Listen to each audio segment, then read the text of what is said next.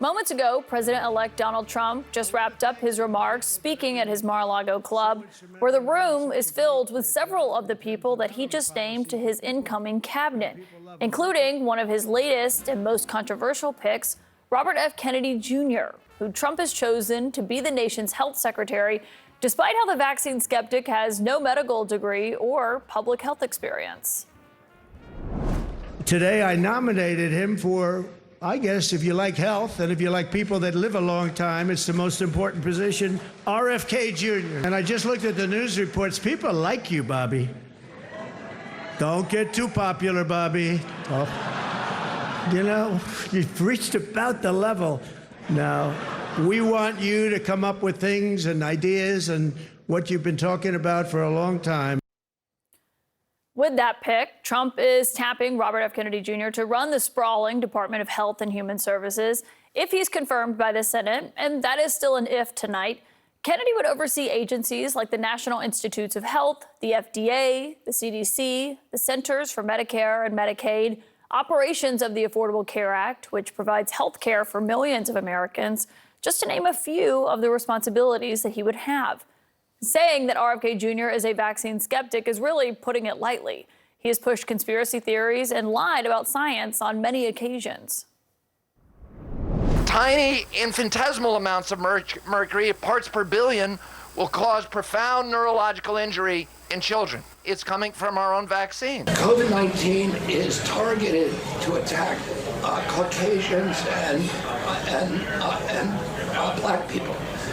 The people who are most immune are Ashkenazi Jews and Chinese. The capacity for these chemicals that we are just raining down on our children right now to induce these very profound sexual changes in them is something we need to be thinking about as a society. Even in Hitler's Germany, you could cross the Alps into Switzerland. You can hide in an attic like Anne Frank did. Today, the mechanisms are being put in place that will make it so none of us can run and none of us can hide. They're putting in 5G to harvest our data and control our behavior. Needless to say, that is not true. But to tell you how we got here tonight, RFK Jr., of course, had mounted his own presidential race. He later dropped out to help clear Trump's path to 270 electoral votes, and later formed a close-knit relationship with the Republican nominee, who promised on the campaign trail to let Kennedy go wild on health policy if he won. Now, Kennedy might get that chance. Just a few days ago, we heard from RFK threatening mass firings at the FDA, posting that the FDA's war on public health is about to end. Preserve your records and pack your bags, he said. Tonight, he struck a bit of a different tone, saying, quote, I look forward to working with the more than 80,000 employees at HHS to free the agencies so they can pursue their mission to make Americans once again the healthiest people on earth. My source tonight to start us out is the former acting CDC director under President Barack Obama, Dr. Richard Besser. And Doctor, it's great to have you here. You heard Trump there talking about the free reign that Kennedy would have. I mean, obviously, this is all pending a Senate confirmation, but what are your thoughts on Secretary RFK Jr.? Yeah. Frankly, I find it chilling.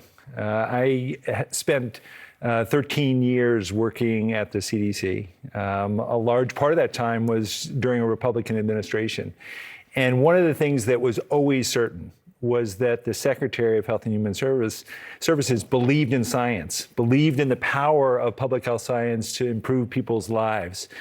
To see someone in that role who has done more than just about anyone to undermine people's confidence in our vaccine system is absolutely frightening.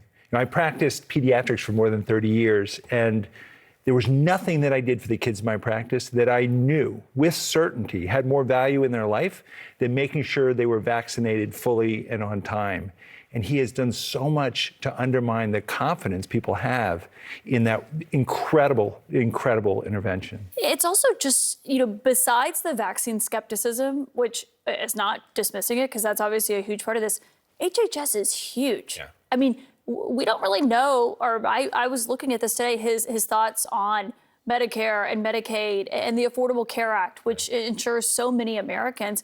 I mean, those are things he would have real jurisdiction over. That's right. The department touches every single life in America. You know, if you're elderly, you've got Medicare. If you have low income, you have Medicaid. If you have disabilities, you're getting services and support from HHS. And I haven't heard him talk about those issues. And I think it's really important that people ask those questions to know where he stands on that. I know where he stands or stood on vaccines, and I find that really concerning. But one of the things that you see with many people who spread misinformation is that there are little bits and pieces in there that are really a good idea.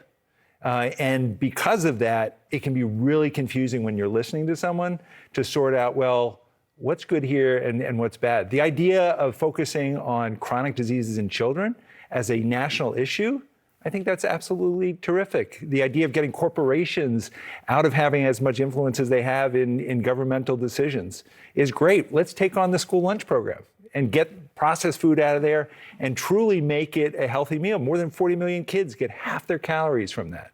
That would be something there could be bipartisan support for. But those little bits and pieces of really good things are also mixed in with a lot of pseudoscience and information that is quite damaging. Well, and that's really the question here is when he is talking about that is often what we hear cited from people who say, I'm excited for this pick because he wants to, who likes processed foods or who doesn't think that those school lunches should be healthier. But then you also hear him saying things like linking vaccines to autism in children, which was debunked. And this isn't something that happened before and he's changed his mind on it because the transition co-chair, Howard Lutnick, who's running this, met with RFK Jr. in the lead up to the election. I had him sitting here and after a 2-hour meeting with RFK Jr., listen to what he said to me. So I spent 2.5 hours this week with Bobby Kennedy Jr. And it was the most extraordinary thing because let's face it, we've all heard on the news all sorts of sort of snarky comments about him. And I said, so tell me, how's it going to go? And he said, why don't you just listen to me explain things? And what he explained was when he was born, we had 3 vaccines and autism was 1 in 10,000. Now a baby's born with 76 vaccines. I mean, he was able to convince the CEO of Cantor Fitzgerald, who later said he believes in the science of vaccines, he was pushing things that are not true about vaccines. And being the HHS secretary, people trust you. You have a platform. Yeah. The idea that receiving vaccines would be parental choice scares me. One of the things that we have in America is a contract between each other. And an important part of that in public health is vaccination. I vaccinate my children to protect them, but also to protect other people's children. Sending a child to school, you need to have that confidence that the child sitting next to them isn't going to give them measles or whooping cough because their parent decided that they didn't want to get their child vaccinated because they're hearing all of this misinformation.